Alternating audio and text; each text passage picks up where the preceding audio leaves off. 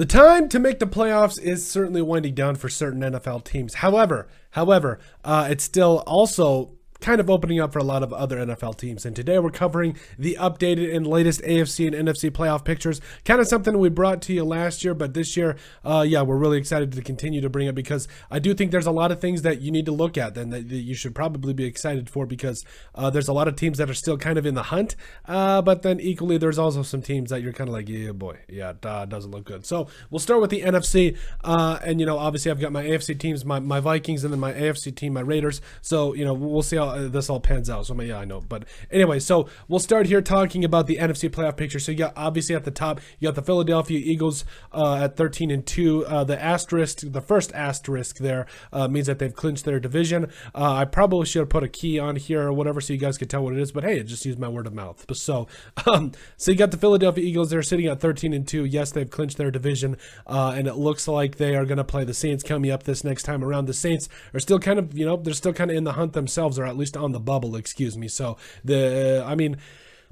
without Jalen Hurts, and I believe Lane Johnson also is going to miss some time to I believe it's like a core injury if I'm not mistaken. So it's going to be interesting to see how the Eagles kind of finish out the season. But they've already clinched their division, but they've got the Vikings right there on their heels at 12-3. And yes, they've got the head-to-head over the Vikings. Basically, the only way that the Vikings could overtake the Eagles is if the Eagles drop a couple of games or these last two games, despite the fact that the Vikings have clinched their division as shown by that asterisk.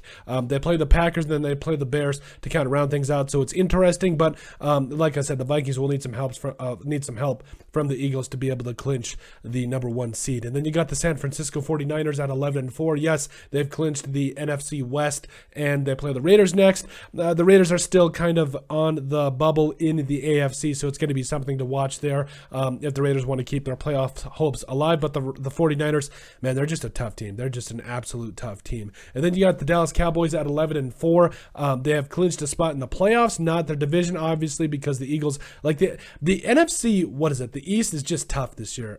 It's just really tough this year. So you got the Cowboys there. They're going to be very interesting, especially with where things are kind of aligning there. They are 11-4. Like I said, they play the Titans next. The Titans, I think they've dropped, 5 straight now.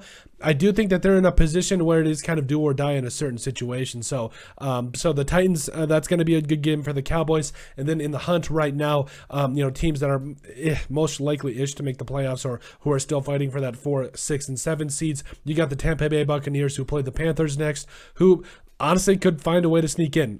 This could be very interesting. This is kind of a big game, especially in that NFC South. And then, yes, the New York Giants, excuse me, currently, it's sitting at 8-6-1.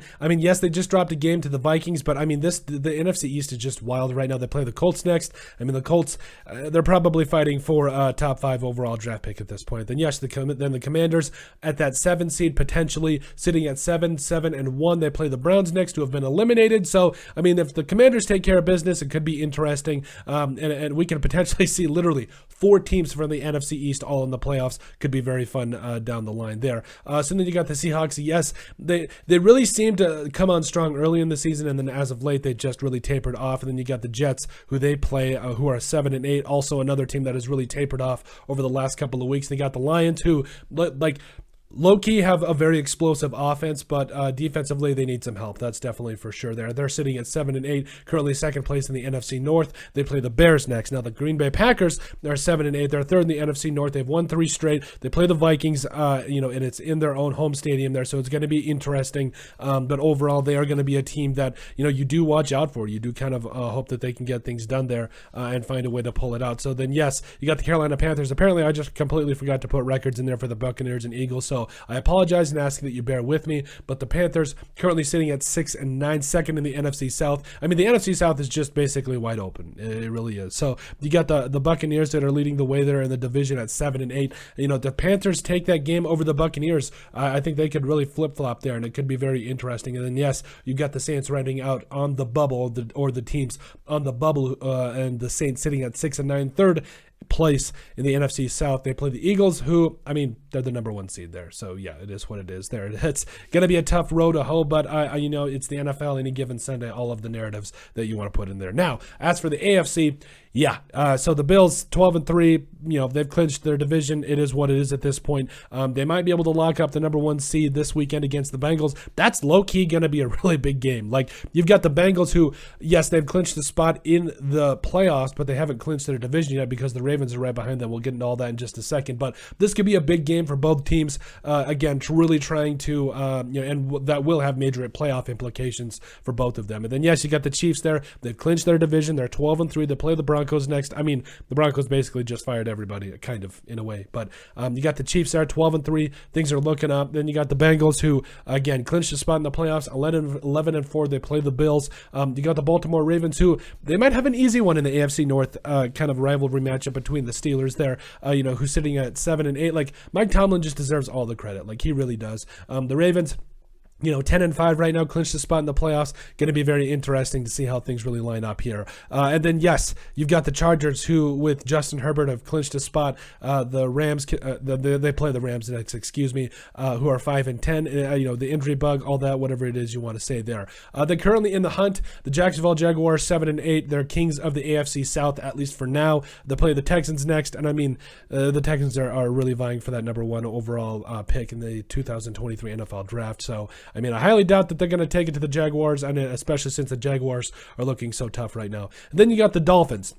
Dolphins 8-7, at one time were looking like a team that could really make some noise, especially in this playoff picture, but now things have kind of tapered off. Recently just lost to the Packers. I know Tua kind of entering in concussion protocol and all that. It's tough, but yes, they're sitting at 8-7. They play the Patriots next. This game could have some major implications for the AFC East there. So then on the bubble, you got the Patriots who, yes, 8-7, third place in the AFC East. They're looking to really take it to the Dolphins there to potentially make their way into the playoffs. You got the Jets, fourth place in the East as well. Like the AFC East has been pretty tough. Like the AFC and NFC East, both divisions have been pretty tough. So then, yes, the Seahawks, that's who the Jets play. 7-8, they tapered off, but it could be a very interesting matchup down the line. Then you got the Titans, second place in the AFC South, which is kind of low-key wide open right now.